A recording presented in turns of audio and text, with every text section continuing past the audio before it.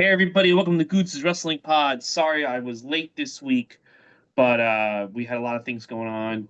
And today we're going to be reviewing A Cold Day in Hell. And joining me today is occasionally the guest co-host. He's back again, Killer Kyle Lewis. Kyle, how you doing, brother? Hey, what's going on, everybody? How you doing, Ray? Feeling good. This is your first, because the other few shows you've done with me were WCW shows, NWA shows. This is your first WWE show. I'm sorry I did not give you a better one, but whatever. Yeah, I think that's almost my theme. That I come in on these really random pay-per-views, PLEs, if you want to call them that now, and it's always something just really random and then the next month it's like something really cool. Yeah, yeah. You don't get Survivor Series '97, although you might. We'll see what happens with everything going on. We'll But see.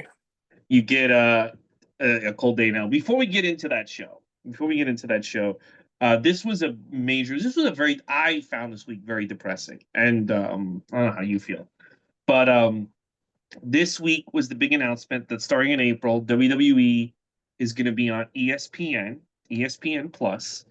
If you don't have cable, it's $30 a month. So we've gone from $6.99 to $30 a month to see these freaking horrible pay-per-views. Um, the other news was that if you do have cable, this ESPN Plus, whatever the hell they're calling it, is free, but you have to get cable again, which the whole point of going to streaming was to get rid of cable. Now you got to get it again if you want these shows. The other thing we found out with all this is that the archives are going away from Peacock, and no one has an announcement where the archives are going to be. And the most depressing part about all this, there's a lot of depressing things about all this. Um, they are now going to have commercials in the middle of matches during the PLEs, pay per views, whatever, what have you. I think this is all awful news across the board. I don't see any pluses in this. How do you feel, Kyle? I think the only plus is for TKO and their pockets, and for everybody else, it is not good news. They have made WWE their wrestling so hard to keep in touch with and have lost track of what made the network special was that you can go on, even Peacock, go on at 4 in the morning, turn on Raw from July 17th, 1998, and it would be there and you can watch it at any time. And that and other programming, hidden gems, a lot of great things. It was like for the fan. And then even when they moved stuff to Peacock, it was still pretty manageable to find. Now everything is split. If you're in America, you have Netflix has Raw, USA has SmackDown, NXT CW, NXT archives are on Tubi, which I just found out recently. Uh, Really? ESPN, yeah, not even all of them. They like cut out all of like Adam Cole and stuff. So it's like it goes from like Page to like then NXT 2.0. It's like a weird amount that they have on there. So what I think they're going to do is they're going to try and put the Raw, besides the Raw Vault on YouTube, they're going to try and put the archives on like a Pluto TV or an Amazon, something like that. Because there's a UFC channel like that where they just show like best fights, best this. I think they're going to try and get more money out of their archive, and it just sucks. It sucks. It's not a good way to watch wrestling if you like WWE.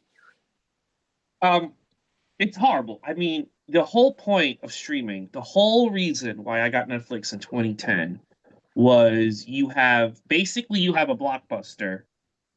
You have a digital blockbuster that you just go to, and you can watch any movie. I mean, I got it for old. I got when I first got Netflix it was for old movies, and I can watch all these old movies that I never saw, that I never rented, and I can watch them here.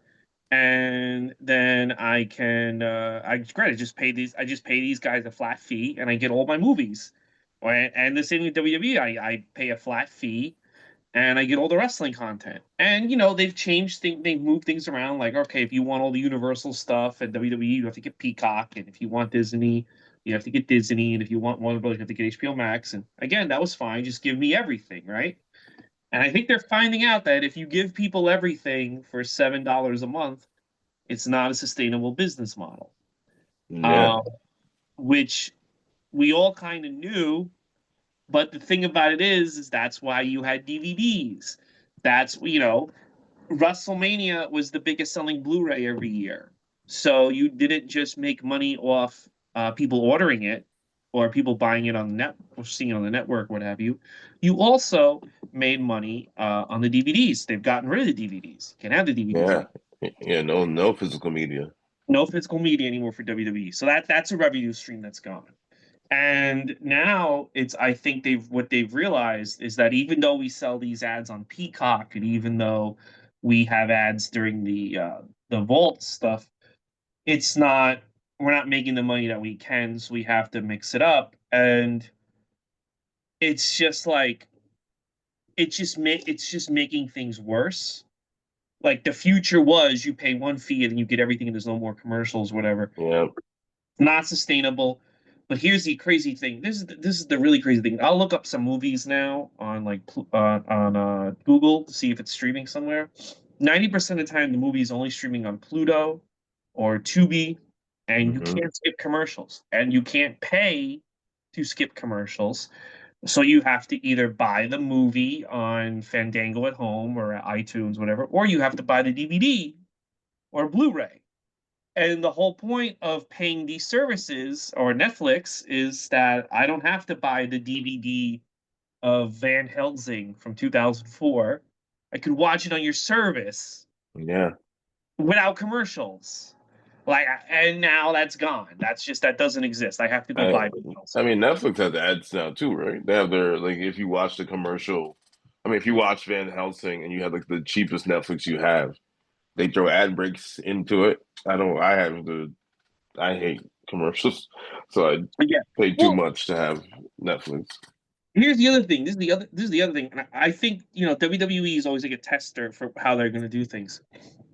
No matter what, no matter how much you pay Netflix, United States, you have to see commercials during Raw. And when I moved here with my family, I put on Raw, and they're just used to knowing commercials on Netflix, and they were like, "There's commercials on Raw," and I'm like, "Yeah."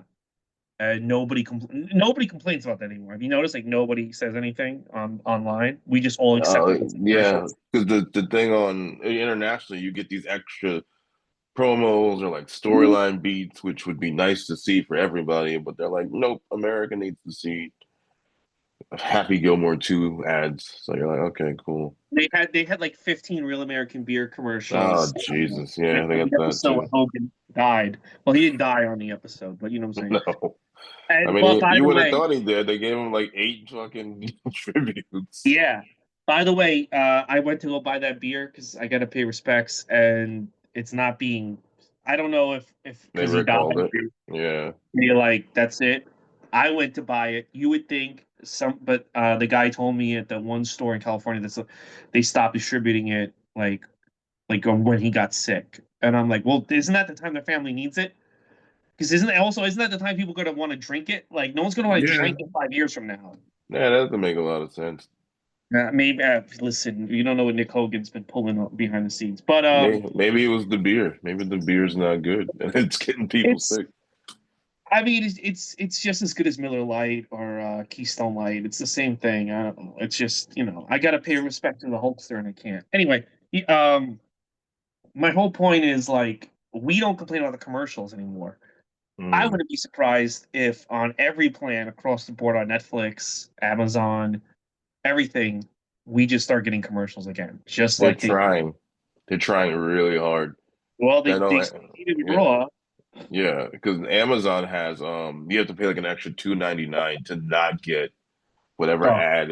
Even if it, cause they start with like, oh, we'll just do it before or we'll do it afterwards, or so something like that. And now they're starting to steep it back into the middle. Like it's just we're literally going backwards. oh yeah. Well, the other thing too is like back in the old days, you'd watch a movie on TV, like let's say like the '80s, right, the Hmm. '90s, and it'd be like it's the NBC movie of the week, it's Jaws or whatever, and you watch the Yeah, movie, and they would have like these little fade outs, and it'd be like we're gonna have some commercials, we'll be right back with Jaws, and see the yeah, commercials, and they ease you back into the movie. That's gone too. When sometimes you're watching a movie, like I was watching a movie on Amazon, and just in the middle, like not even like waiting for a scene transition, just in the middle of the scene, it just cuts right, and it like gives you a headache because also you're like on constant like, and this happens on YouTube too. Now you're on constant alert of when is the commercial going to kick in, because on YouTube you want to hit the button to skip. So Yeah. like, it's almost like there's You no. can't just sit back and watch the movie. Yes, if I'm going to have commercials, I don't understand why you can't make it a more pleasant experience. Like, why can't how expensive would it be for Tubi or Pluto to just have a nice little fade out and be like, we're gonna have some commercials and then we'll be right back with the Pluto movie of the day or something. I don't know, like just like a little touches like that made it pleasant to watch a movie on TV. That's gone. Yeah. Like, I'm Peacock, I think, is old. the only one that does it because Peacock and Hulu, you kind of see like the little bit of a fade. Mhm. I remember when I was doing some like anime reacting with a friend, and we used the Hulu version, and it never synced up with the version that we had because Hulu like puts in the fade time for their commercial. Even and we had ad free, but they still put in the fade time, so it's like a couple seconds behind. So I think is the only one that really like does it right. Hulu's going away. So Yes, that's that the is thing. also, yeah. Hulu's merging into Disney Plus. Uh, Yeah. Same price? I don't know. I don't know, dude. I don't know. This is And, all bad. and what's and what's depressing is that like You Nick can't watch Khan, everything you want. Yeah, Nick Khan. that's the thing. Nick Khan's basically saying like they'll pay whatever we tell them to pay, and like they're saying this out loud. Like they're not even like Vince would kind of pretend like he's doing something. Like I'm actually doing you a favor. Like he would try to like Gaslight you. have he listen. I'm not defending Vince. Mm, He knew we were idiots, but he didn't like play in our faces about it. At least not as him when he's pretending to be himself. hmm. He would try to at least have the courtesy to kind of be like, "Well, actually, if you think about it, this is actually gonna be really good for you," and then he would come up with some weird reason. He wouldn't just be like, "What? I'm just gonna tell you where to go. You're just gonna go there and give me your money." He just wouldn't be like that blatant about it. Like, and it's like, what's worse is I've seen people online, and I don't know, like being like, "Actually, this isn't that big of a deal." It's a horrible deal. It's an awful Terrible deal. deal. Yeah.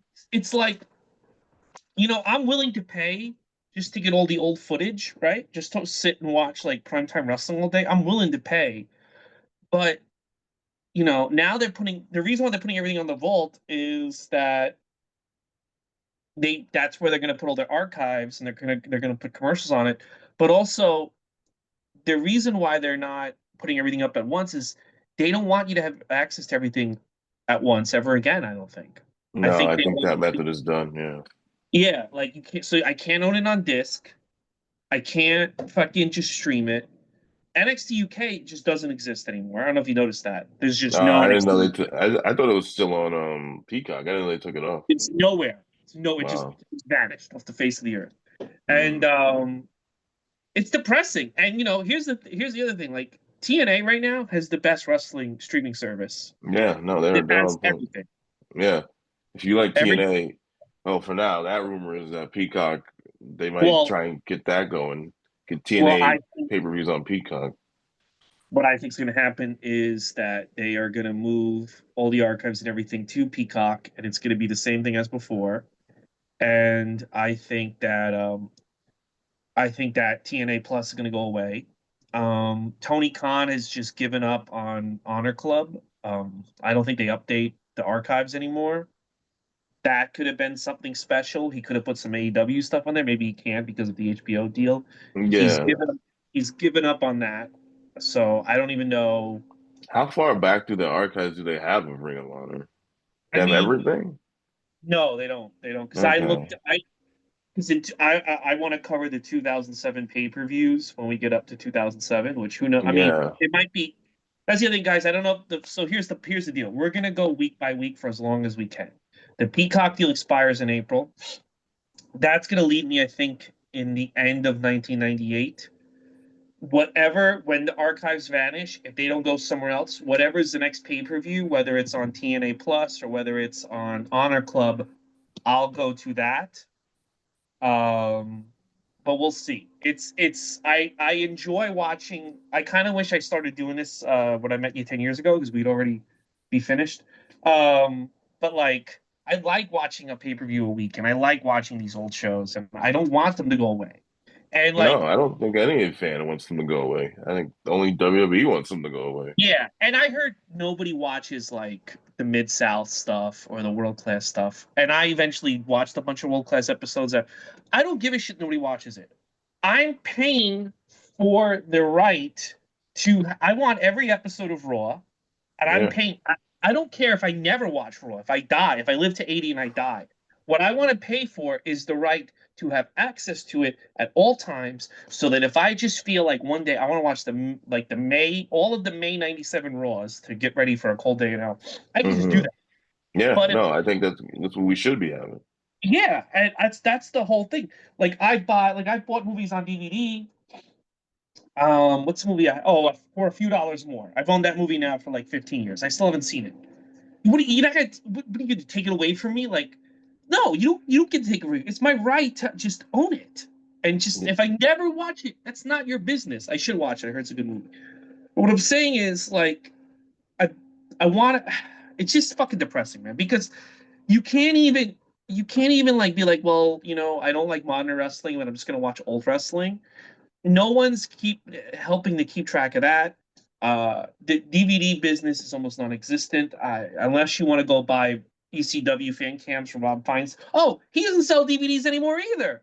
He's got a lot going on. I mean, that's behind the scenes always got something going on. It's a little bigger than DVD sales, but yeah, But no, he stopped selling DVDs. You have to pay now for. I think you have to pay for like an RF video streaming service. So it's like to watch it's ECW, old ECWs, or just whatever he had. whatever he has. I mean, he still so he has like he has a deal which I think has basically kept him around the business all these years. Uh, for in perpetuity, he can sell all this ECW footage until the end of time. Wow. I don't know how he gets away with it with the music rights. I don't know why no one's suing him because you can buy unedited ECW footage from Rob Feinstein. But whatever the settlement was, I think it was basically like instead of us paying back the money we owe you, you can just sell this till the end of time. So Okay, did not know that. yeah, so he can still sell ECW stuff, Rob Feinstein. But like even he doesn't sell DVDs. It's just a very. I'm glad I bought DVDs when I did. I'm glad I shipped them over to California. All my WWF DVDs, all my TNA DVDs. I've had people. You know what? I used to record the pay-per-views on blank DVDs, and I've recorded Raws and TNAs, and I threw them all out to make Hmm. room on my house. And now I wish I didn't because Yeah, I don't know when we're ever gonna see like again, not like this show is any good. I'm like bemoaning an era, but like I don't think we're ever gonna see like the 2015 Raws ever again. Like we're never gonna be able to watch the John Cena Open Challenge unedited and uncensored the way God intended it. no, you'll watch it through the vault, which is awesome, by the way. I like the vault a lot, but they are going to dictate which wrestling you're going to watch from them, past, Mhm. present, and future. If they don't Well, want you seeing something, you are not going to see it. It sucks. well, apparently they're not gonna upload any full show that has Chris Benoit on it, which Yeah, is that's what another I've heard, detraction. which And is I why it also was great for the network. Which I'm not like, yay, I want to see Benoit, but like if he's on, if he's part of a significant part of the Raw or SmackDown or even WCW, ECW, like you're skipping like a huge chunk of stuff. yeah, and I don't think like just like I don't think we should edit the commercial like the old '30s cartoons that were racist or whatever. I Just like mean, I don't. some of them had to So what did you say? some of them had to go. It's all right. I'm Although, just saying, like, yeah, I just don't think we should edit anything. Like, I rewatched on a Raw DVD the Best of Raw, the Nation parody, right? And yeah, yeah, that's really offensive. It's really bad now. Like when you think it's of like, yeah. wow. But I just want the Raw the way it was. Again, I don't need to see Owen Hart fall to his death. I get editing that. No, I don't even think that pay per view should be uploaded. I get that one, right? Because somebody died. yeah. But other than that, I mean, I just want to see these things unedited and uncensored. That's the whole reason I'm paying for this stuff. And I also think I also That's how they advertised it when they first did the network. They were like everything's uncut, uncensored. I remember the yeah first thing my brother and I did was like, let's check the ECW music, and you heard this god awful New Jack song. Oh God, And you're yeah. like, this is not all You know, right. Well, don't hey, lie. if they put if they put if they put back in the original ECW music, I'll pay for the $30 for the ESPN. That's the only thing I'll give them the 30 for. Um, but yeah, because I don't even know if they're gonna put the art. It's just it's very confusing. It's very weird. It's not. It's depressing. I also heard, and I don't know if this is true, that they don't want to upload a lot of the Raws that celebrate Vince McMahon and the character of Mr. McMahon. Yeah, and until I mean, I don't want to get into all of that, but he has a very powerful friend in office, so I think even if he gets in trouble, he's not getting in trouble. No, So no, no. What I'm saying is like he's probably gonna come back and take over the company anyway. I think the Brock Lesnar thing is basically like I'm coming back, and also he's gonna be live on Fox Tuesday to talk about Hulk Hogan. oh, So okay. and Triple H is there too. So Yep. they're using all this to stealth relaunch Vince, but okay, let's just say tomorrow it comes out that Vince has like 15 kids in his basement and he's murdering them, right? And they arrest him, right? Right, and there's no wiggle room. This guy is murdering children all over Connecticut, right? Let's just say that. I Hypothetically. still want access to the Raws where him and Austin had this feud. But Look, the kid's already dead. Let me see Austin versus McMahon, please.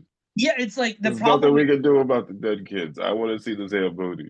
Yeah, but it's the best. It's probably going to be like the last great storyline they ever do because Triple H doesn't know how to end stories, as evidenced by the Cena turn and the way the Roman Solo Sokoa thing just died out. Like, They're still in the third inning, allegedly.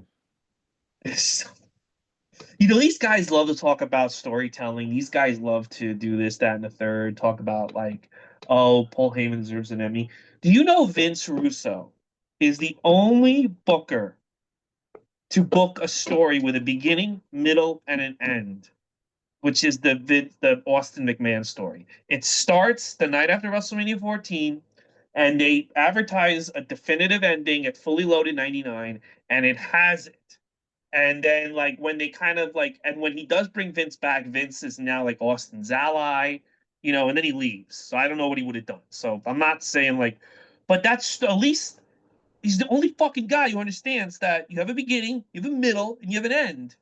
Like no one else understands that. They just get bored and they just, you know, John Cena just walks in one day, he's like, I'm not a heel anymore, and NWO just vanishes with Eric Bischoff. So listen, I don't like Vince Russo either. Only guy who knows you have to end the story. You have to actually have the end, and You then have you can to start a new finish the story. story if you will. Yes, yes. No one else understands that you have to have an ending to do a story. Nobody.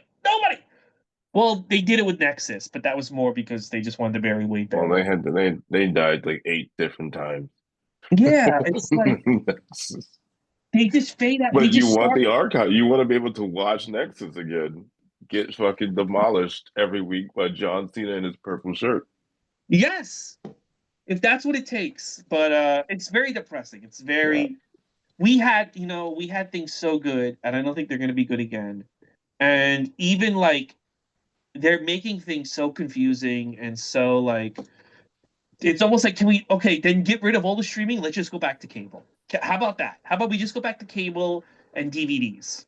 Because like it's gonna wind up being more expensive just Yeah, to I do mean, anything. yeah, the streamings don't even know what they're doing. Like you said, Hulu's merging into Disney, Paramount's now Paramount, Sky, Dance, Yeah. Warner Brothers is splitting their brands again, and then and Comcast is putting their brands because the cable brands are like pretty much like open mics now, and like no one cares about them. Yeah. Like And, it's rough. I don't think anyone knows what they're doing, but everyone's trying to make the most money, and we're all suffering because we're either buying it or missing out on things that we and used to have.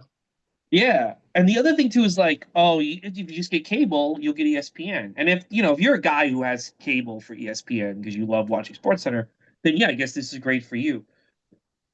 I don't want cable. I don't want ESPN. And I had Sling. I got rid of DirecTV in I heard 2020. Sling was weird. Sling. This is my thing. These cable channels aren't even trying anymore. MTV is just ridiculousness. Comedy Central only has a Daily Show, and South Park, I guess now. Other than that, it's just reruns all day. Every station is just reruns, And by the way, it's all sitcom reruns. They're not making any new sitcoms. So I don't know what they're gonna have rerunning in 20 years. Maybe Ryan's World. I don't know what the fuck they're gonna rerun 20 years from My now. favorite thing, I shouldn't have a favorite thing about Ryan's World because I'm almost 40, but my favorite thing about Ryan's World is a channel on Pluto TV. It's the commercial for it on Pluto TV. And Yes, that there is a Ryan's World and channel. that poor voice looks like he's fucking held captive because he's like, oh, what a great day we had. He looks like he's getting too old and he's tired. And they're like, film this fucking commercial. We're making too much money. I'm like, You this know, poor fucking kid. He's gonna the be thing, like 12 soon. He's gonna be tired of toys and he's gonna like girls. Like he's not gonna want to do this stuff. I mean, yeah, that's the thing about when you were a child star, at least they tried to like if you were like on Growing Pains, the little kid on Growing Pains, he eventually had stories where he's dating girls and being a teenager. And I don't know if Ryan's going to be able to do that. He's gonna have to play with a Fisher Price toy at age 14. Oh my God. Yeah, they're making so much. They're making an ungodly amount of money. Every story of every YouTuber is going to end in tragedy. I got news for you. Like I don't know like besides Angry Video Game Nerd, I don't know a single YouTuber who is like aging well or like Yeah. hasn't like been caught like beating their girlfriend or beating their child or beating their girlfriend's child or A lot it's of those just like family ones, like they disappear for a while and you find out like they're divorced. I don't even remember like the Bat Dad guy from like 10 years ago. yeah. He's a Vine star. Like he would just always show up and like have the Batman mask and yell at his wife like Jen and then do the Batman voice. They divorced like a couple years ago. Which I mean, if you watch the videos, I think you can see it coming. It sucks Yeah. for them. But yeah, this stuff always is very unhappy for these people. Financially for a while it's great and then life, Mhm. which I'm not Yeah, rooting for. It just sucks that it happens to them. but it's because you're not making the other problem with this YouTube culture is, when a lot of these guys blew up like the Angry Video Game Nerd, he made content that he just wanted to make. At least I think. I don't know. Maybe he. And so he's just going to do what he wants to do. And he would try, like when there was a new Terminator film, he put out a video of all the Terminator. But like that was, but like I'm in the mood for Terminator, or I'm in the mood. I think he put out a Batman one when The Dark Knight came out. Okay, I'm in the Mm-hmm. mood for Batman. That makes sense. But I think now a lot of people who create, they're creating for the algorithm. Yeah, They're doing everything. I mean, even when I make my TikTok videos, I'm trying to figure out when I take a clip, what is the algorithm going to prefer me talking about? I'm not going to do a clip where I'm talking about the Sultan versus Road Dog. I want to use a clip where we talk about Stone Cold Steve Austin. yeah, Now, the clip about the Sultan might be funnier and more interesting, but the algorithm, if I hashtag Stone Cold and WWE, like people are going to look for that more. But it's like depressing. It's like you're not making what you want, and this goes across the board. yeah. You're I mean, you see making it for all the time in stand up. you see all the time in stand up, and those comedians are being rewarded. And yeah, you can do what you want. You don't have to put videos online, but the number of comedians who don't put videos online and complain to me that like Hannah Berner is singing at Carnegie Hall or Matt Rife is on the road everywhere. It's like, well, they're obeying the algorithm, and they play the game. You don't want to play the game, you don't have to. But like it's very depressing that you have to, and I think that's why there's a lot of burnout. But my whole point is because you're making now, whether it's YouTube content or whether it's wrestling content, you're making content for a computer program, not for people. Because Yeah. when you make content for people, no one watches it, like this podcast. But what I'm saying, And it's also like you get stuck in a niche. Like if you're like food guy and then you want to talk about wrestling, they don't want to hear you talk about wrestling. They want to hear you no, talk about food. You're a food guy. So yeah, talk about wrestling food maybe, but don't talk about SummerSlam. Talk about food. And like that also stifles you when you become a one note person. yeah, you've got to just keep doing over and over again. So yeah, and then also it's like, I mean, I can't believe the review game nerd is still doing what he's doing. It's like, well, how many years am I going to talk about Nintendo and 1991 and how great 1991 was? Like, there's only so many years we can talk about. Man, 1991 was the best. Yeah, Where I it didn't gets know like he that. still was doing the episodes.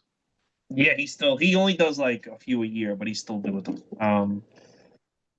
Oh man, so yeah, what I'm saying is cable sucks. Like it's not even like you pay for cable and you get all these new shows or you get like all this great content. And then You're they blame you because I know they brought back they brought back like Cartoon Network and like Toonami. They brought back like the old Powerpuff Girls and Dexter, and I don't know if you were watching this or you were like past that stuff already. But those but cartoons, I didn't have cable when those shows were big. yeah, so they brought those back and they brought back like Dragon Ball. They showed like Dragon Ball Z Kai, like the updated one, and Sailor Moon. So they're like, yeah, this is all back, and then they give it like a short time span, and like, well, you weren't watching it. It's like I'm fucking 4:30. I'm at work. Like, of Oh, course I'm not watching it. dude, I had cable, and when they had so a couple years ago they had like on Disney XD the Guardians of the Galaxy cartoon, a Spider-Man cartoon, an Avengers cartoon. They would air it at the weirdest times. There'd be no promotion for it. And again, this is what I'm like Marvel fandom, and I'm paying for DirecTV. They never told you when it was on. When it was on was a weird time. I remember once like they did like two Avenger episodes at 6 in the morning. This is in 2016.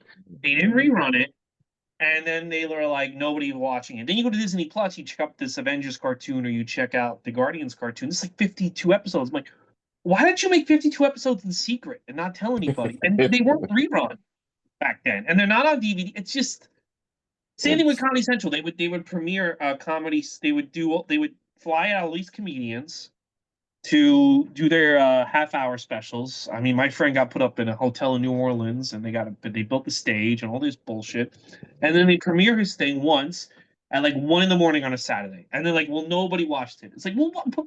yeah, I'm on a Saturday with no promotion. Who's gonna see And you that? never rerun it. You don't rerun it." No, that is how I would find things. I remember I saw Greer Barnes Comedy Central presents that way. It's like 4 a.m. and it's on, and I like you catch it or Eliza Schlesingers I saw because I'm like getting ready for bed and it's on in the background. Like, oh, this is actually I'm actually enjoying this.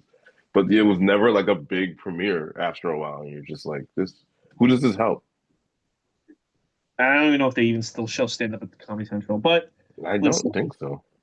things are bad, but they're not as bad as they were in 1997. I mean, okay, what I'm saying Good is segue. for Vince McMahon, things were pretty bad in 1997. Um, this was people kind of like do retroactive that this was a great year, and it's a great year for backstage drama because Sean and Brett can't stop beefing. But in terms of like everything else, I mean, the show is just not very good. I'm gonna say this pay-per-view was very forgettable. Like, it's not a good pay-per-view. What did you think of the pay-per-view overall? When you told me about it, I was like, I know I watched this, but I couldn't remember anything about it. I watched it as a kid. I know I did because I remember Stone Cold fighting versus The Undertaker was like a big deal to me, and I Oh, didn't okay. remember anything about it like until like halfway through the pay per view. I was like, oh yeah, I remember this as a kid. It was very unforgettable. I mean, it was very forgettable, like you said. Very, Uh, yeah. it, It has a sense of we just are doing a show to do a show. Yeah, and it's a weird on paper. Like you put this card on paper a year later in 1998. It's a crazy show. Rock, Mankind, Stone Cold, Undertaker, Ken Shamrock, Vader, even '99. Uh, Too Cold Scorpio, Flash Funk, Triple H. Like you're like holy shit. Like a year later when everything is hot, amazing card on paper. You do it in 1997. Like those fans were sitting on their hands the entire show. Also, Ahmed Johnson. That match was really not good. But Yeah, no, well, that's the matches aren't that good. They are. It just like it has a weird feel. I don't think they're all in, and when I mean they, I mean Vince McMahon. hey, I don't think Vince is all in on Austin being the top guy. I got the sense that if he could control the world, snap his fingers, Ken Shamrock would be the next top guy. That's yeah, the stuff I got yeah, from. you can get that sense of the way they build that show I that think they they're hesitant. They're still hesitant. They kind of know it's got to be Austin, but they're hesitant. And I think one of the reasons they do this match with Undertaker was to almost sabotage him. Hmm.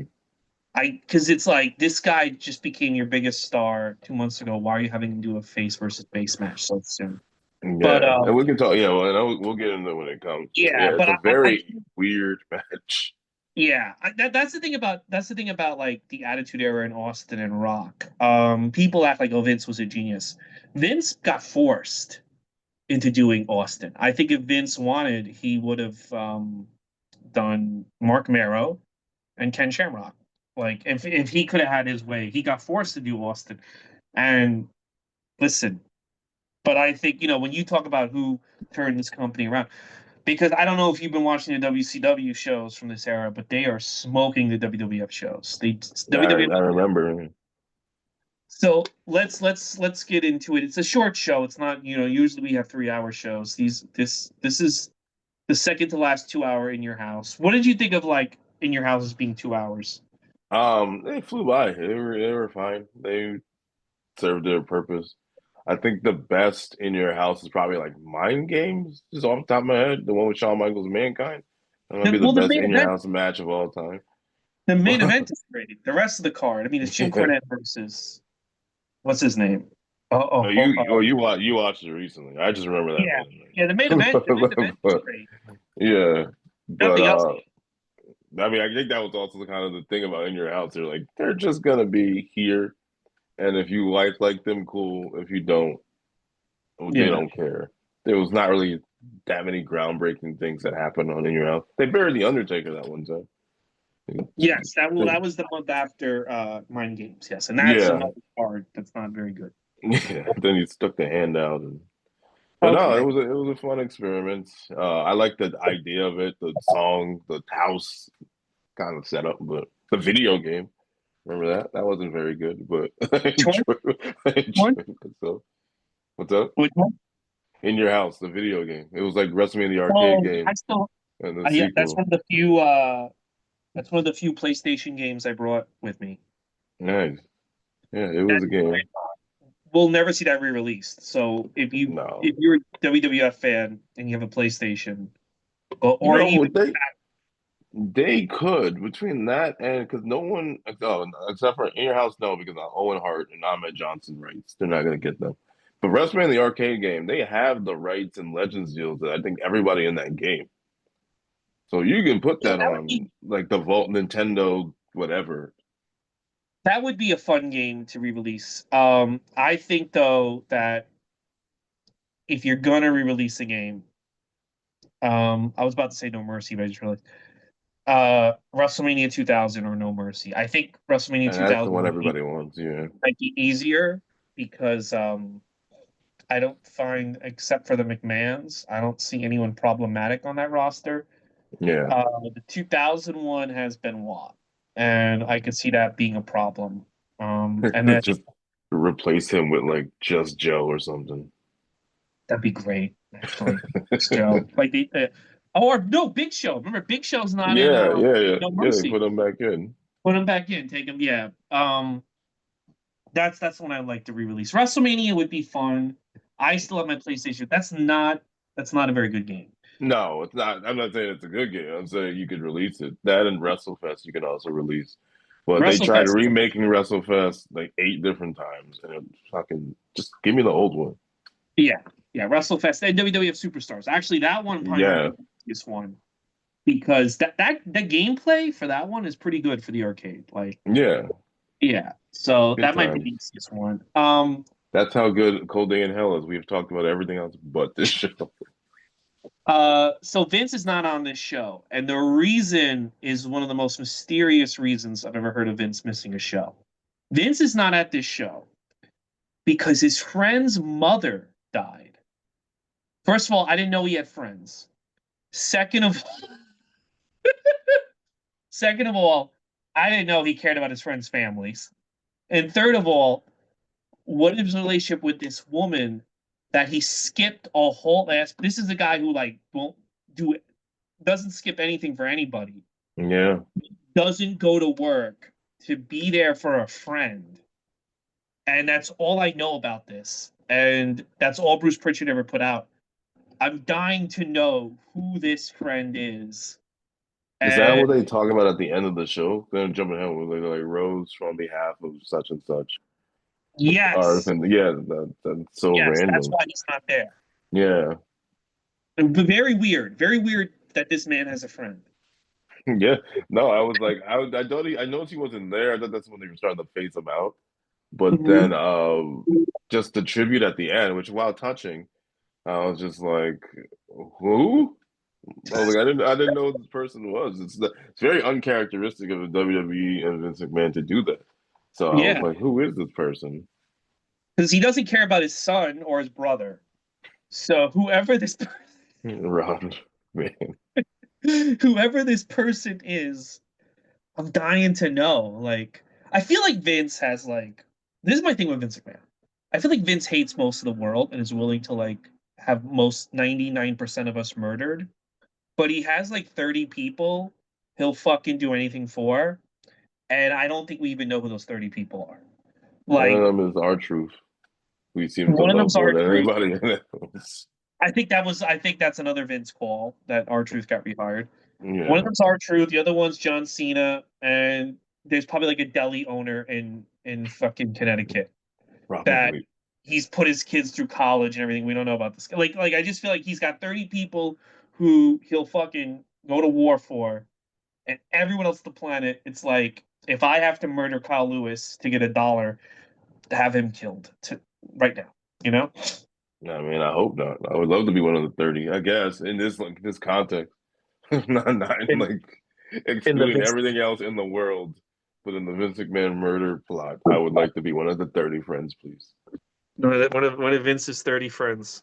So let's talk about. I don't think this guy is on this list actually, even though we can't get rid of him. We can. I have a feeling they're gonna have an AI. You know what? I think if Triple H dies, they're gonna have an AI Triple H start every fucking show just to torture us.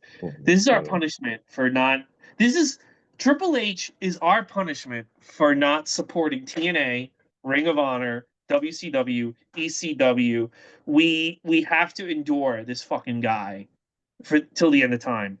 The opening match is, of course, Triple H versus Flash Funk. He Um, was harmless back then. He was still pretty harmless as Hunter Hearst Helmsley. it's just, but you know what it is? It's just he wasn't. So in this era, Vince doesn't believe in him. Yeah. That Plus was a a month smart. before the King of the Ring. Even during that, he didn't really believe in him. He doesn't start believing until 1999. Vince Russo has to keep pushing for him. Hmm. But Vince was right. He should not have believed him. He just doesn't have it. Um, okay, so it's Flash Funk versus Hunter Helmsley. Too Cold Scorpio is a great worker. He doesn't get enough flowers. Incredible Now, the girls are athlete. missing. They made a point to notice that the two Naomi, the 1997 Naomi, not the current perceived Yeah, awesome Naomi, and the other the Funkadactyl Funkettes. Funkettes. Funkettes are missing. Yeah, yeah, sorry. See, look at that. You hear Naomi. But Yeah. Funkettes, they are missing in action, and they make a note to note that we'll find out more of why they're missing. You know why they're missing? Vince has given up on pushing this guy, so he's not going to fly in. He's losing money left and right. He's not going to fly into Maybe they went to the funeral. Maybe they're in the 30. Who knows? yeah, they're part of the 30. Two Funkettes. So yeah, Too Cold Scorpio, great worker. I think it's a coup any era to sign him if you're WWE. However, you can tell in this match they don't give a shit about this guy. Triple H beats the shit out of him, and then they have China beat the shit out of him. And I am like, this is kind of a waste of Too Cold Scorpio. I do think if you push Too Cold Scorpio as a serious competitor, him and Triple H could have had a hell of a match. However, this is just the crowd knows now not to care about this guy. Hmm. So they're bored, and Triple H just eats him up. Triple H doesn't give him any room to shine. It's all about Triple H. And the only reason I think Triple H is over in this era is because of China. What did you think of this match? I think it was sadly one of the better matches on the show. That's it, but because I was excited, I was like, "Oh, cool! Scorpio versus Triple H shouldn't be that bad." And there was some like cool spots, like the top rope suplex, back suplex, and stuff. Okay. But like you said, they like after he lost, and I saw China like lift him up. I was like, oh no, buddy. And then fucking put his nuts on the ropes. You're like, this not a good thing for him. I don't know if this. I can't remember if this Flash Funk gimmick stuck around or he went back to ECW shortly after that. I don't remember the timeline, but it was there. It was the rise of Triple H in China, and China, like you said, was helping Triple H get over because he was. I mean, he's got the fucking. That's not gonna put. No one's gonna care to hear that music. He Yeah. had that music that you could hear on Everybody Loves Raymond. Like it wasn't an exciting thing for a wrestler to have. So No, yeah, China China really helped his career. helped him get over, especially as a Yeah, heel. It's very unique, for a heel to have a woman do all his dirty work, and yeah, and and the fact that like the men sold so much for her was very different. yeah, However, I wish it wasn't too close, Scorpio. And the yeah. crowd's Could have dead for been. this match. They don't seem to care. No, they don't care. That's how you started the show. Yeah. So then they show highlights of Ken Shamrock in the UFC. JR talks to him. I will say that WWF did a great job in this era of making UFC seem like a big deal. Most of the world, it is strange because UFC. Remember, UFC got like a whole storyline in Friends. Yeah, Do I you remember? remember. Yeah, Yeah, like so there was like weird places that were like giving credence to UFC, but most of the world didn't care about it. yeah. Uh, It was too violent. Yeah, they tried yeah, to. Ken Shamrock does a pretty good interview, and I do think the instinct of Ken Shamrock to be one of our top guys was 100% correct. I don't know. What do you think of this interview with JR and Ken Shamrock? I mean, Ken Shamrock was never known for his talking, so it was fine. It was like a Ken Shamrock interview, but I do think that the build up they had with the video, and then they show. I think there's a technical difficulty during it, and then I think they talk about him a couple more times before the match. That Ken Shamrock was supposed to be a bigger deal. I mean, they had him in the match with Austin and Brett, so they really wanted to get Yeah. him there. But he's learning on the fly how to be a wrestler, and you can only be so good when you're a wrestler like that. So I guess in the long Well, run, it didn't pan out, but they no, they were I definitely on board. I do think he's better than Logan Paul. Like I'd Yeah, rather watch a guy like Ken Shamrock who doesn't stick to WWE formula, does his own thing, than Logan Paul, who basically is just following a formula. Like he's dude. following a script. I know they give him praise for his promos, but that guy is all over the place. Logan Paul, when he talks, he ad libs all the time. You can tell he's ad libbing, but he's just like, "What the fuck are you talking about?" I, Like he doesn't I sell anything. Like I don't want to like use the words like that, but he doesn't sell anything. He just like, ugh. here's this here's the saddest thing about the whole Logan Paul thing though. Like was not I was so angry that they gave Jelly Roll a match at SummerSlam, right? With Logan Paul. That match wound up being the best match on night one. And I said to somebody, I didn't want to see Jelly Roll. And the way that they booked this match made me care about Jelly Roll at the end. So that I just, you got know what, you. but that's not to me like great job. That means you could do that with anybody on the roster. You can make me give a shit about Eric from the Viking Raiders Yeah. if you try. You just don't want to try. And it's like, it's like you could do this at any moment, and you just choose not to. And it's like, whatever. Jelly Roll Yeah. is going to be the next champion. Okay, I don't Hey, know. when is Eric getting the rub? We're waiting. Eric from the Viking Raiders versus Jelly Roll. Okay. WrestleMania 42, baby. Fuck Ivan. It's all about Eric. I'm sure Ivar. Ivar or whatever. All right, the next match. This match is Mm. going to be one of the most famous feuds of the Attitude Era. But we're not there yet. Mm-mm. It's Mankind versus Rocky Maivia. Oh, I Now, see. I did this because I thought it was Ahmed Johnson. So yes, Mankind, Rocky Maivia. Good. yeah. Now, I don't. You haven't been watching like I have. I've been watching The Rocks and Survivor Series '96. He starts off very good. He continues very good. He's starting around WrestleMania. He's starting to lose confidence. I don't think he has any confidence in this match. This is a guy who is a little shaken by the fact that nobody cares about him. And Mankind just had a huge feud with Undertaker. These guys go out, nobody cares. The crowd is dead as shit, and The Rock loses pretty definitely. And I think The Rock knows. I don't think The Rock likes to be in positions, which is why he took off, Hmm. where he looks bad or he doesn't know where to go. Or like he doesn't know where like he doesn't know how to fix it. And I think he's in that situation right now in May of 97.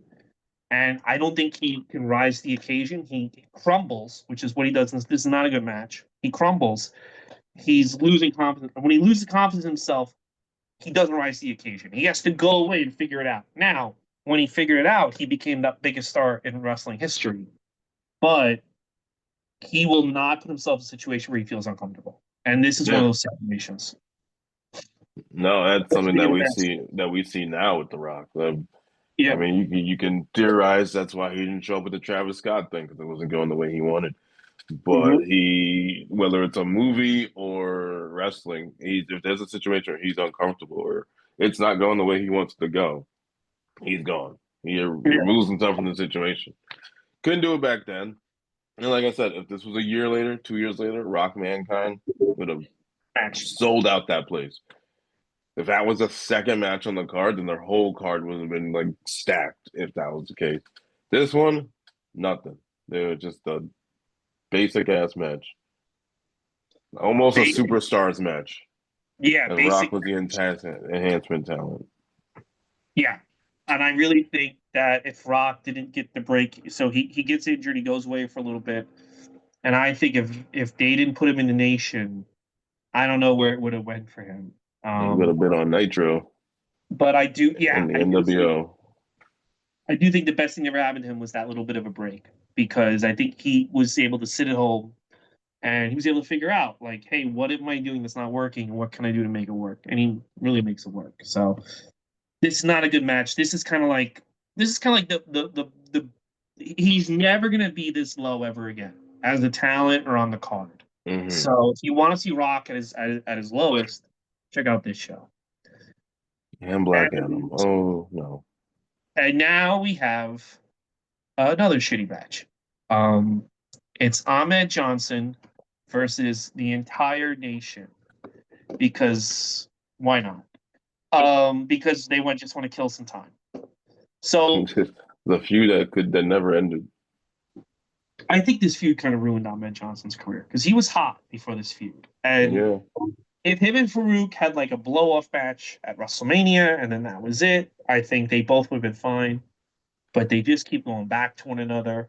And I mean, I think they lost the confidence in him too, because at WrestleMania 13 they did the Legion of Doom one. I mean, in Chicago, you want to get the Legion of yeah, Doom on the show, but instead of having that one-on-one match that was building from July, you get the six man, and then the feud keeps going for a little bit. the six Hey, man then is a he, good match.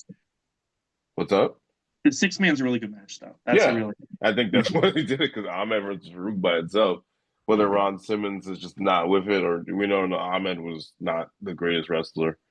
yeah. Um, that's it. Just it was supposed to have a one-on-one match, and it just never really materialized. Well, they do this instead, and this is awful. Yes, this is not great. It's And I a love garbage everyone who crushed Savio Vega. and Farouk. Yes, Farouk with a And sling. I mean, I don't know. I don't know. I don't know how. I don't know if anybody really wanted to pay $20 ever to see Ahmed Johnson versus Crush, but that's what we get to start. Um, Ahmed Johnson versus Crush. Crush, pretty bad. Then he gets Savio Vega, and that's pretty bad. And then like the whole. I think the whole point of this. I don't know. The whole point of this is for the babyface to overcome all the odds, but he doesn't because they beat the shit out of him in the Savio Vega match. Farouk reveals that his arm was never hurt, Mm-hmm. and then he easily pins Ahmed Johnson. So what seems like it could be a blow off is not. Instead, this has to just keep going. What did you think of this bullshit? Not great. This is coming from someone who loves Crush. Love Crush. Love Nah, Crush? yeah. And then that wasn't good. Savio Vega. I was there for Savio's turn at the Garden. when he Hmm. turned heel. Also not good. And then Farouk, because I was like, I remember watching. I was like, what do you mean he lost? But I remember the next month, it's Undertaker versus Farouk at King of the Ring. So I guess Hmm. Farouk had the win to build up this weird Undertaker World Championship run that we're on. But yeah, not good. That's all I can say. Not good. Not good, man. And Yeah, they're doing a lot of rest holds. They're not. They again. This feels like it's just there to kill time. Like we just need to kill time because we barely have enough storyline or anything going on to fill up 2 hours. It's just not good. It's just I mm-mm. don't know what else to say. It is wild to me. This is the wildest thing is that we're shitting on this show left and right.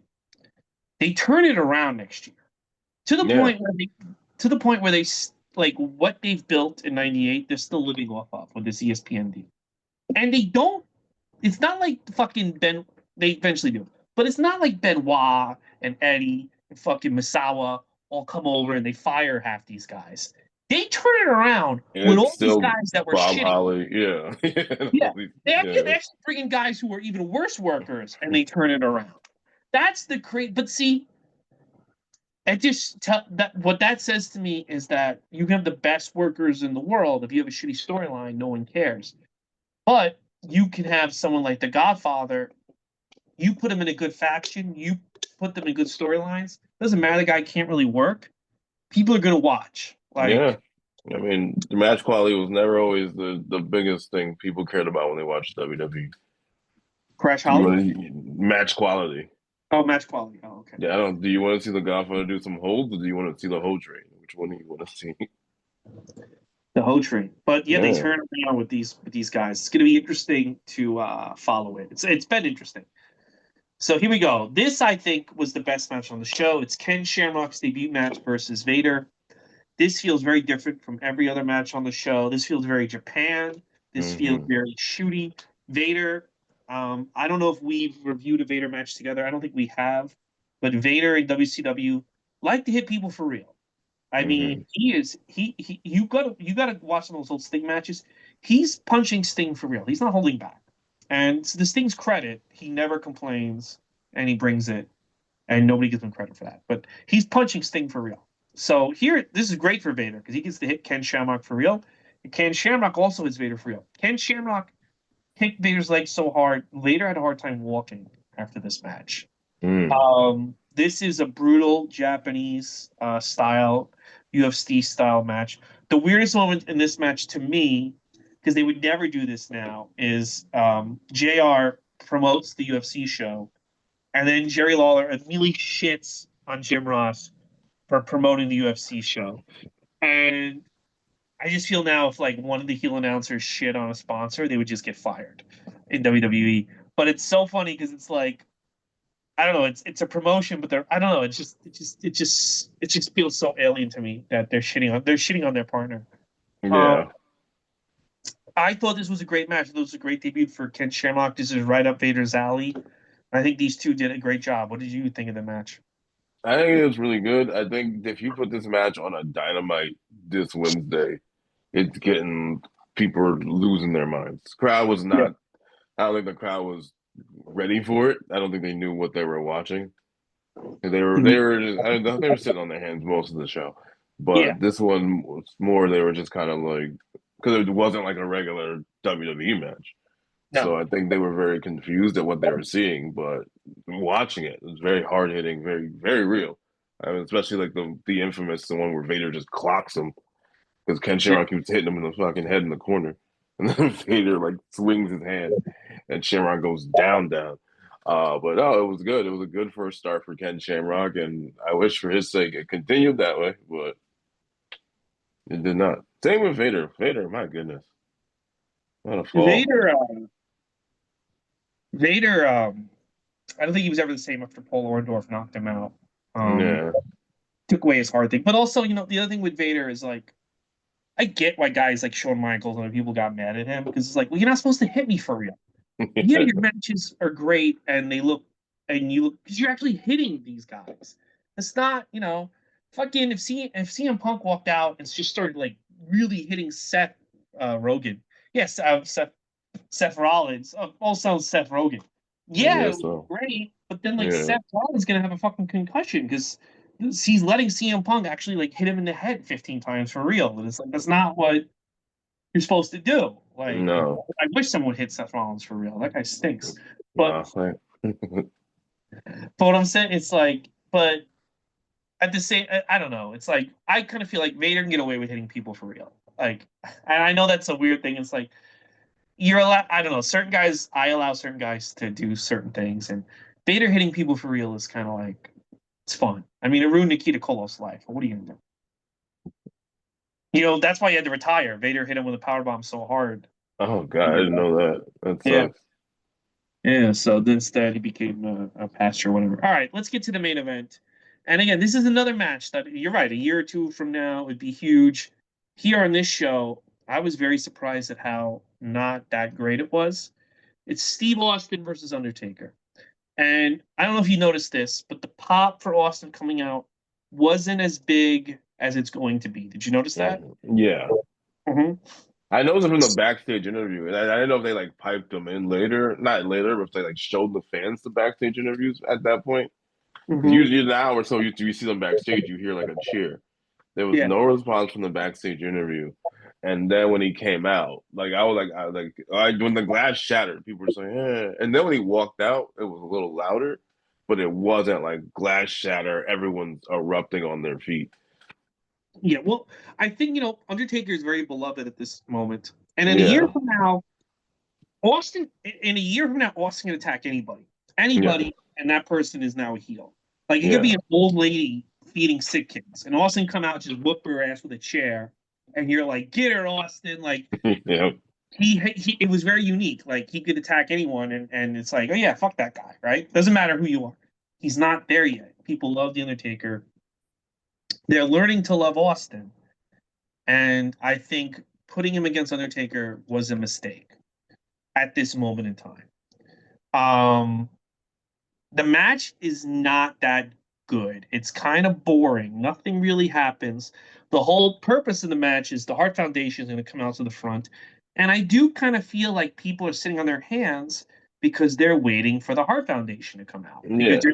they're, like none of this matters till the Hart Foundation. Like Austin's not going to hit a stunner 5 minutes in, pin Undertaker, and then that's it. Oh, I guess the Hart Foundation missed their cue or whatever. You know what I mean? Like the same thing. Undertaker, this match is clearly just killing time for the Hart Foundation, and I think that kills.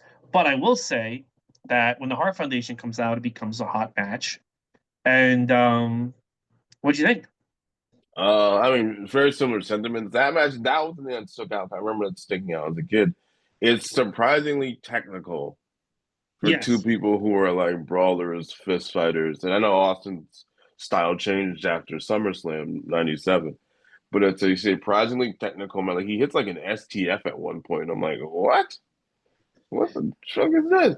Like it's like a weird technical match between two people who are not the most technical people.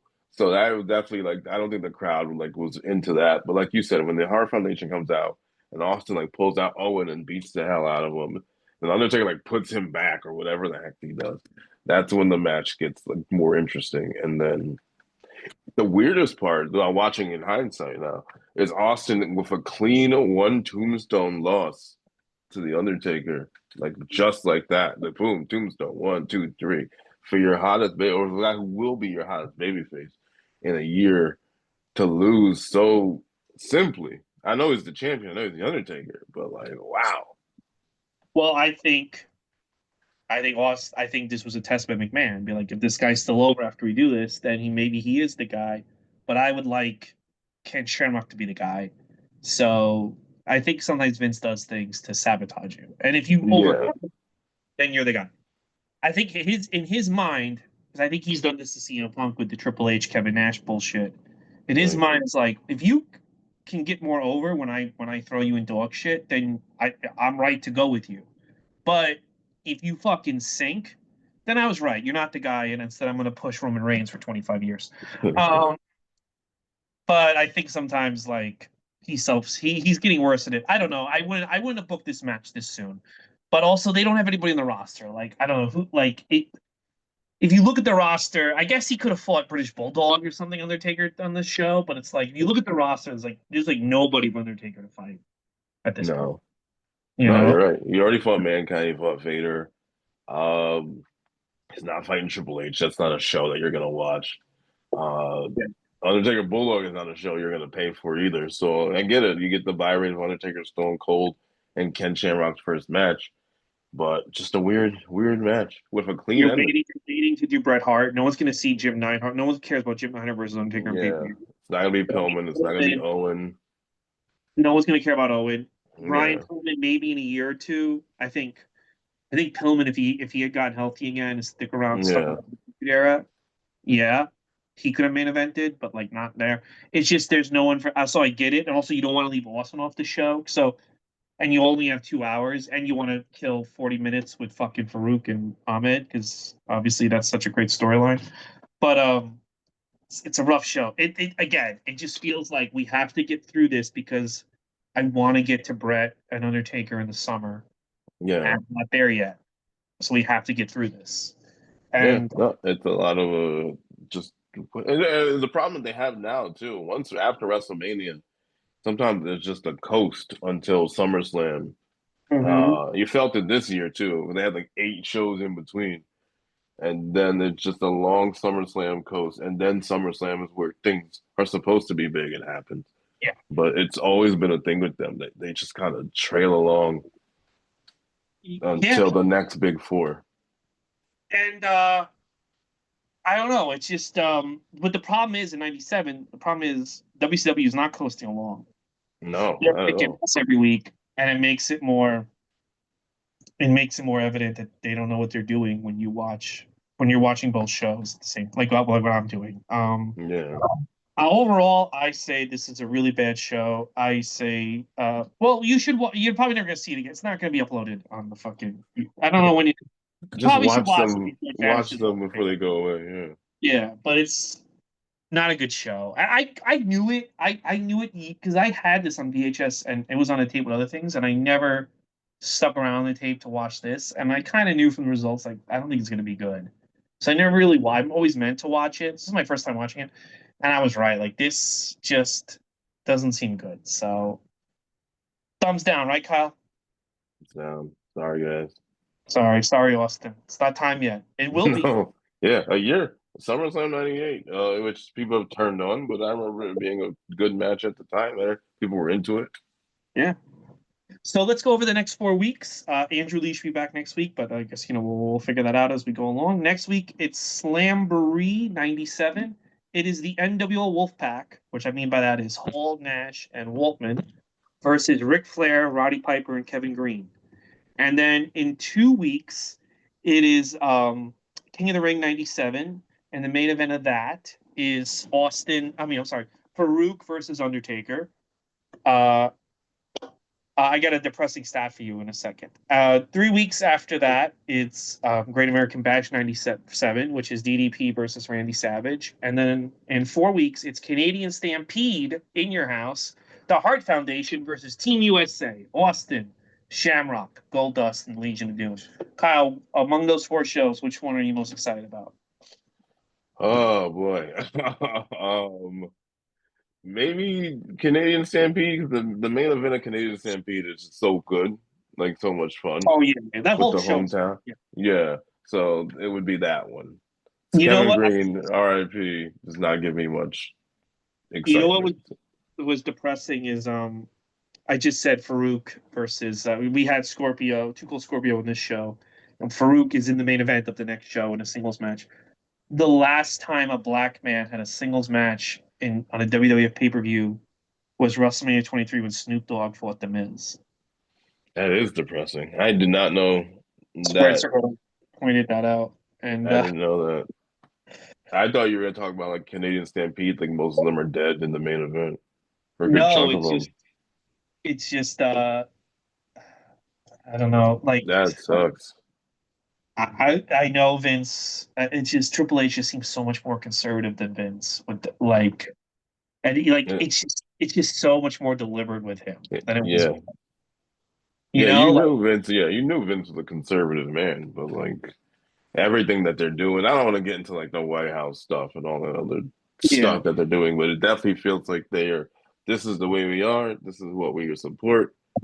Take it or leave it, but you're not going to leave it because you want to see WrestleMania. I'll say this. This is the difference between Triple H and Vince. And Vince is going to put Farouk in the main event. And if it works, he's going to do more with Farouk. And he's going to make Farouk the center of the show if it's working. Triple H is not even going to attempt anything with Farouk. Farouk is lucky if he gets on the second match in the card. There's just Yeah. no world where he is like, fuck it, let's put Farouk in the main event. And you got to give Vince that credit over Triple H because Vince sees. I was listening to a podcast about JYD, and I see what you think about this. Bill Hmm. Watts, a big racist, right? Yeah. Yeah, yeah. But I was listening to a podcast. They were interviewing a black fan from New Orleans who went to the shows, and he said, I know everything that Bill Watts said about black people and stuff, but it takes a lot of guts to book Junkyard Dog the way he booked him at that time. He goes, I felt like I was watching a black exploitation film every week. This guy overcame so many. They would put him up against all these white guys, and he would Hmm. overcome them time and time again. No one has ever done that again. No one is even attempted to put a black man in that position like JYD. And he goes like, and I got to give him credit because like that inspired me, that inspired my family. That was a big thing, and no one has ever done that since. So yeah, he said all these things about we shouldn't have to serve black people. We don't want all this bullshit. Like no one has done that. Hmm. That's the thing is like Vince. Yeah, Vince has a lot of issues, but like these guys, I'm talking about Triple H, they're just not gonna put like I don't know. It's frustrating. I don't know. How do you feel? Did you No, I mean I am frustrated by it. I know like sometimes you see the noise and everyone talks about it on Twitter so much that it all kind of becomes like white noise because they complain about everything. It's the same tweet every fucking day. Yeah. But that is a real big problem, and it's been a problem for a while. There's no reason that Carmelo Hayes should have the unless he's done something horrible backstage that nobody knows about. Uh, that he has the career he has right now on SmackDown. How is he your number one draft pick that you made a year ago, not touched a pay per view in a year and a half, not had a real storyline in a year and a half, not been on par with Braun Breaker, who's your golden goose right now. Yeah. Like how is this? Like how? Why? Is it because he's short? Is it because he's black? Is it because of all of them? Bobby Lashley. How was Bobby Lashley not on the WrestleMania a couple years before? And then you could find nothing to do with Bobby Lashley, who was your black Brock Lesnar, pretty much. It was just Well, when Brock Lesnar was gone. Like what? how about The how New about Day. Bob Lashley versus Hangman Page? Why is that not like a few like that's number one. That's a credible guy for him to feud with for a few months. That's a Yeah, credible guy for him to beat. I'm talking about Hangman. It's like why is Bobby Lashley in a tag team when you have like these midgets going for the world title? It's like Bobby Lashley's still marketable. He's a great worker. yeah. Why is he? And I'm not shitting on Sheldon Benjamin here, but he's kind of been brought down to Sheldon Benjamin's level. Why would you even sign him if that was what you're going to do with him? They want to do Hurt Business again. Yeah, which I But love. I'm Listen, fine, which is yeah, but that's a Hurt, great faction. yeah. But Bobby Lashley should be feuding with Hangman Adam Page right now. Yeah, no, he should, and maybe they'll get there because they're doing the MJF stuff, and he's out the group now, and they teased it like Bobby Lashley's coming for that title. Who is Page fighting? He just beat Moxley, Yeah, again. and who's he fighting at Forbidden Door? If I don't think they announced it yet. Oh, how about but what about Bobby Lashley versus Moxley during the whole hurt? Like Yeah, I mean you can I don't have know. her It's just syndicate wrestling, but I think with WWE's case more than AEW's, at least they gave Swerve the ball and they've tried to continuously. In WWE's case, they've just dropped the ball with their black male superstars. The women are doing fine, oh, except for Jade Cargo now. The women are doing fine, but the men, like oh the yeah, New Day is another exception. You had the well, hottest turn in December, and then they well, did nothing. Well, you couldn't get Big E back in the ring, but still, you couldn't find something for them to do other than the well, LWO. what I would have had them do, what I would have had them do is have them be the Hall and Nash Cena's Hulk Hogan. Yeah, Like I would have had them when you realize The Rock and the other guy aren't coming back, have the New Day as their henchmen. So now you have these three beloved goofy guys now as vicious killers. yeah, And I think that would give credence to the New Day being with Cena.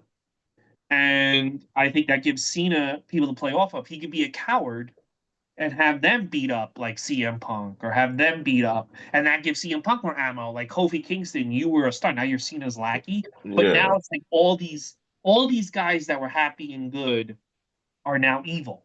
yeah. And that would have been a fun thing to do, but no. Instead, They he doesn't. But Triple H doesn't know how to tell stories. He doesn't know how to follow up. He doesn't know how to do they anything. also gonna add a feud with Jey Uso because they were making fun of Jey Uso all throughout the build-up of WrestleMania. Then after he lost the title, and New Day and the Usos were neck and neck and career for a long time. So to see Jay go here and Kofi and Woods go down based off the career choices that they made, that could have been your lead into the Gunther feud. Jay was gonna have better, more credible matches because he was fighting Grayson Waller. When I have no disrespect to Grayson Waller, but no one cares about Grayson Waller. You don't give the people a reason to care about Grayson Waller or Austin Theory. So it just fell apart. And now, And the son, you with aren't Unreal, the way they do Unreal, you don't know if they're doing this shit on purpose or not anymore. Because they were like, we're telling Jey Uso to get better at his stuff. And then they're showing him like tripping and falling. Like, that's not good. Like, is that on purpose? Or are you just pivoting with the shit that happened? Who knows? Who knows anymore? That's I my theory is that this Cena heel turn is all a season two Unreal thing, and they're going to talk about that. They listened to the fans, and that's why they turned him back because the fans wanted it, and we at WWE listened to our fans, and da da da da da da da. here is the thing. Here is the thing with all this is that ultimately I think all of Triple H, this very like this whole thing of like I pay attention to details and I'm a genius and I'm the Quentin Tarantino or Scorsese of wrestling bookers and hand waving the endings of these things or just dropping them, like dropping the New Day heel turn, dropping R-Truth's big pro. These guys cut these big life changing, career changing promos, and then he just does nothing with them. Mm-hmm. And that's going to take a toll. And I don't think business is going to be as hot as I don't think in 2 years it's going to be as hot as it is right now. Eventually, you're Um, gonna get tired of it. If yeah, you're not because tired it's of it like already. I was invested in seeing the Cena heel turn play out. It was the last card you kind of had, and you did nothing with it. Here's after listening to a podcast about JYD. Here's what I'm Mm. going to say, and also think about Hulk Hogan. I know you hate Hulk Hogan; he's your arch enemy. Here's what I'm going to say. This is if Tony Khan wants to turn his business around, this is the thing I'm offering to you. The Hulk Hogan model works. What I mean by that is the top baby face defeating all the challengers and the whole company revolving on them works. But you don't want another Hulk Hogan. This is what you want because no one has attempted this in 40 years, and it's time. It's more not 40. We're going on almost 50. You need another Junkyard Dog.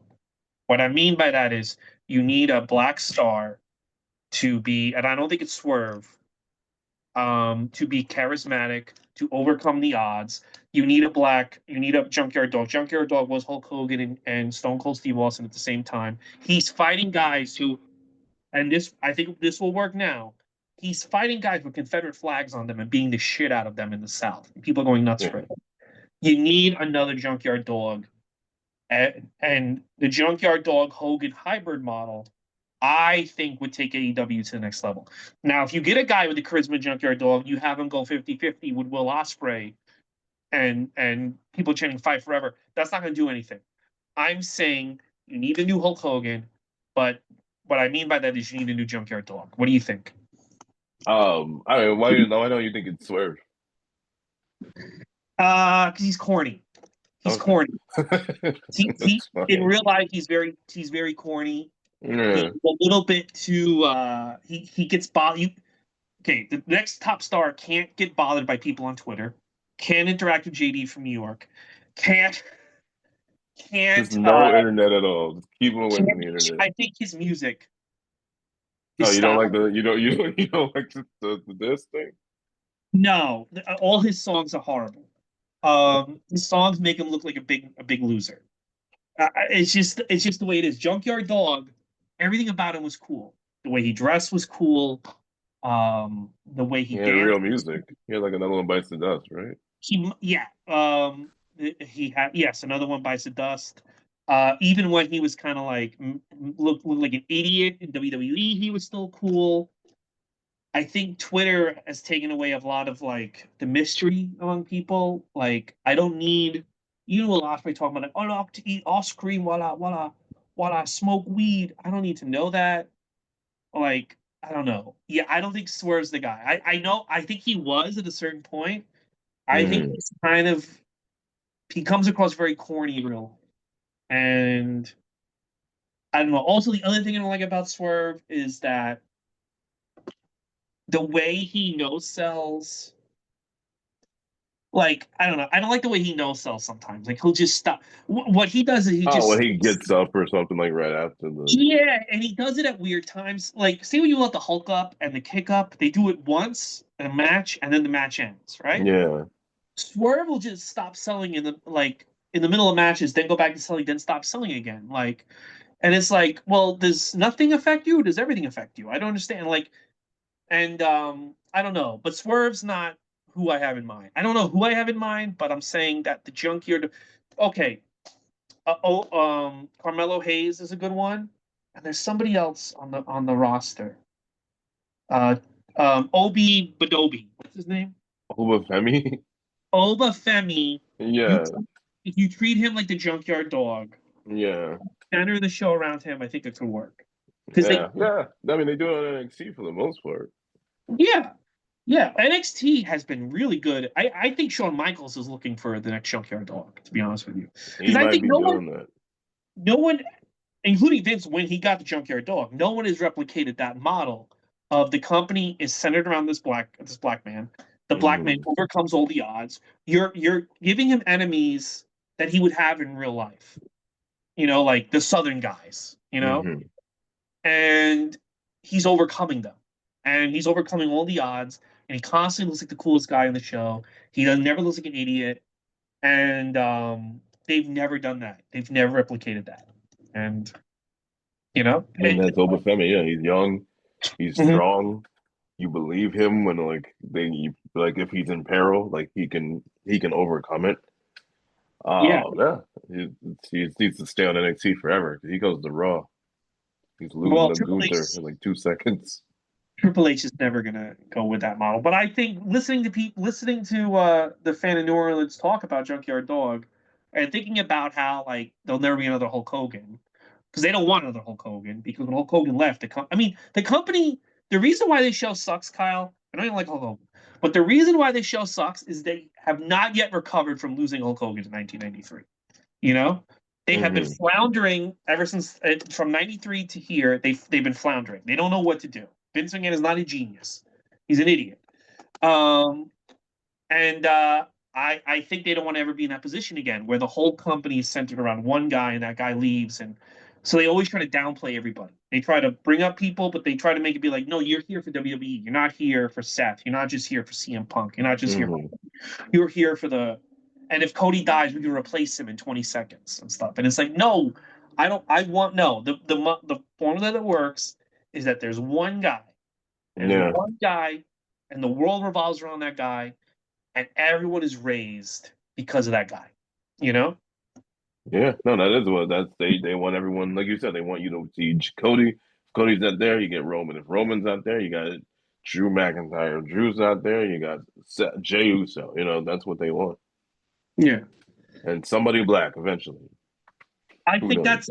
that's the key. I think that's the key. And not Swerve. Sorry, it could have been Swerve. It could have been Swerve. The Hangman stuff went a little bit too long.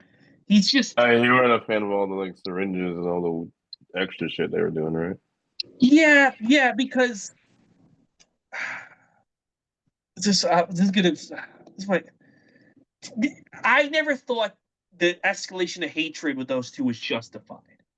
It would be the equivalent of Carmelo Hayes, no, actually the Miz.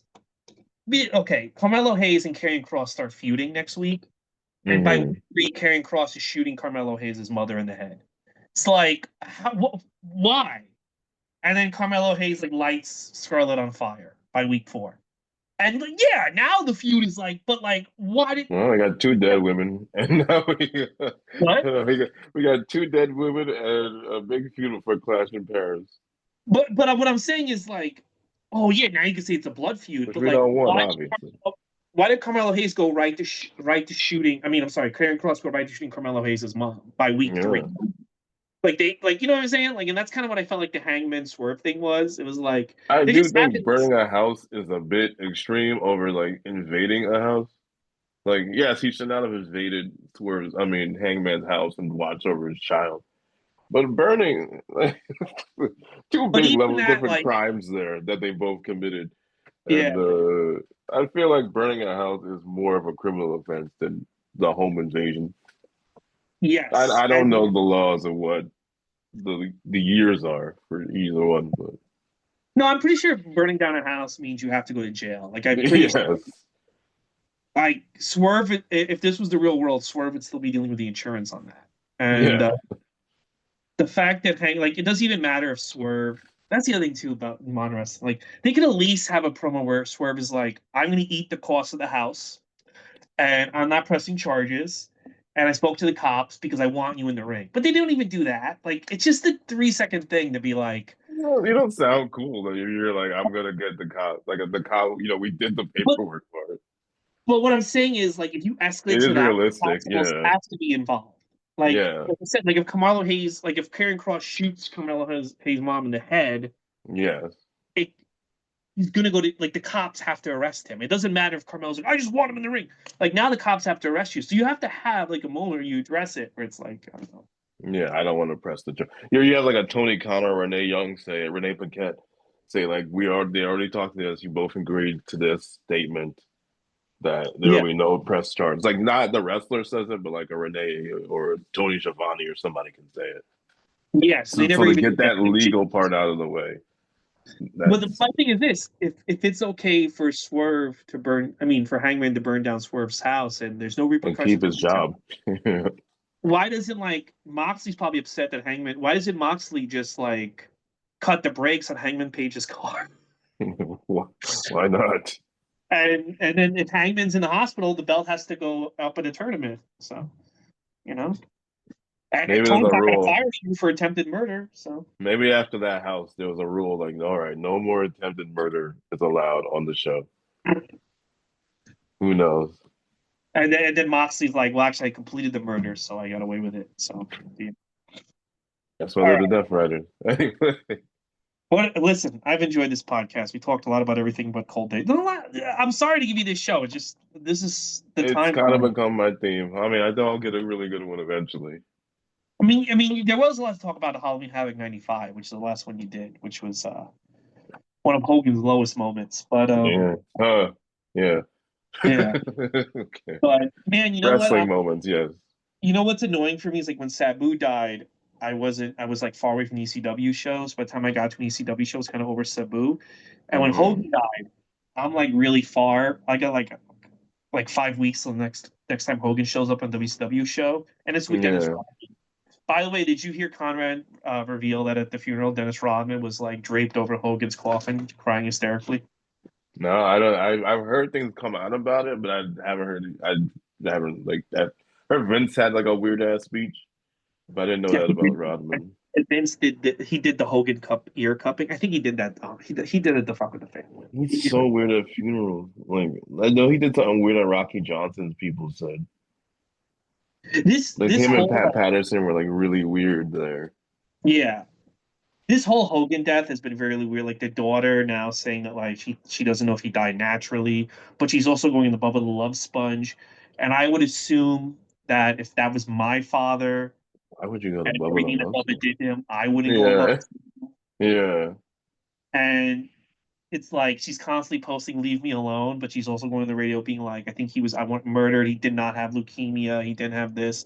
And then he didn't want. At first, I was like, "Fuck him." He doesn't want to see his grandkid. And now I'm like, well, if she's talking to Bubba the Love Sponge, who kind of ruined my life, maybe that's the reason why. Like, there's a lot of weird stuff with that family. It was a messy death. Yeah. It's rough. I think if Hogan, I think if we could go back in time, this gets sound horrible. We go back in time and like Hogan gets shot in the head as soon as Why SummerSlam is everyone getting shot in the head on 2000. this podcast? I don't know. If Hogan dropped dead the minute SummerSlam 2005 ends, I think he like there's statues of him all across Yeah. the country. No, he's a hero. That That is last 20 yeah. years did so much Yeah. damage. I'm not gonna get too into it. We talked. Everyone's talking about it ad nauseum. I think it's unfortunate for his legacy, and we know why. If Yeah. his death should have been on the level of a Michael Jackson, or at least a little below it, because he was such a big figure in pop Hmm. culture, at least for a time, that like the world might not have stopped like it did for Michael Jackson, but it should be, like you said, statue, Hall of Fame. Should not be rolling our eyes in another 10 bell salute. Yeah. Um, it And should his be that level. But the last 20 years of his life, multiple things. Obviously, the things that were leaked, things that were not leaked, his own personal views and just actions, just put a big asterisk on that. And there's a lot of people who still have found, still enjoy the memories and still, gave their condolences. And there are others who were also rightfully like, fuck him. He doesn't like me either. So yeah. it's just unfortunate for him. It's unfortunate for him and his legacy that And, that is and how it goes down.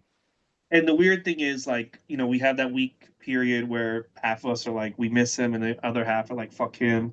But then you kind of like move on. And the weird thing to me is like, I just don't feel like this guy can rest in peace because of the stuff his daughter's doing, because of the stuff his wife is doing. Yeah, and his All of the son's love on the sponge. Raws, and then like it's gonna get messier because all Yeah, of the yeah, people are it's gonna not want the gonna be. Hogan pie.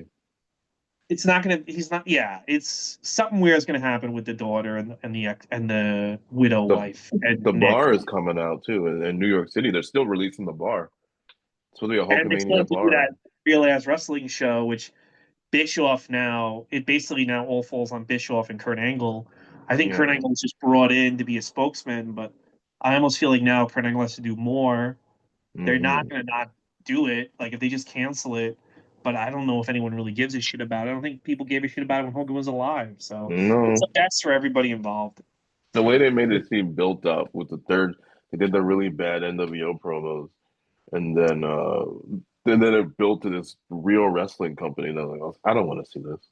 Yeah, I kind of thought it was going to be like a new podcast, which I was like, Yeah, by the way, I think it's kind of in Hogan's benefit. He never did like a long form podcast. I mean, I think that was like the smartest thing he ever didn't do because I think the more if he talked as himself, I think the worse his legacy would have been.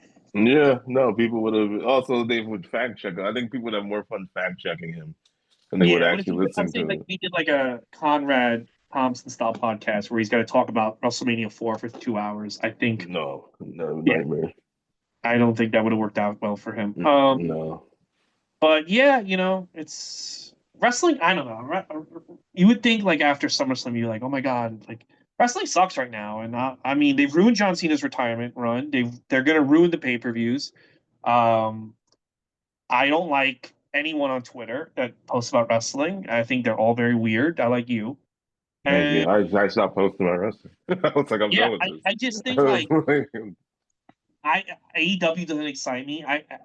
What I'm saying is from across the board in all areas, whether it's WWE, AEW, TNA, and even just talking to people online about wrestling, it has never been a worse time to be a fan, which is crazy to me because like with the advances there's in so technology, much. Yeah, it should be a great time. And I think like it was gross. It was gross seeing people defend Brock Lesnar. And he's not even that like it's not even that great to watch anymore. And it's like it's weird to see people defend him. It's a weird time. It's a yeah. weird time in wrestling. Like I said, people It's a don't weird time in want. this country. And yes, absolutely. People don't want anything getting in the way of their entertainment. Brock Lesnar's their entertainment. I don't agree with that. But they heard that music, they see him back, that's all they care about. They don't care about the lawsuit. All of a sudden everybody is on suits and is a lawyer and a lawyer expert at law. Once this thing drops. Look, and for WWE's sake, hopefully when that case keeps going, hopefully there's not worse things about Brock Lesnar. But I if think there there is. are, if there are, they're gonna milk it until they can't milk it. I think this Brock Lesnar thing's gonna back. I think a lot of things they did in the last week are gonna backfire on them.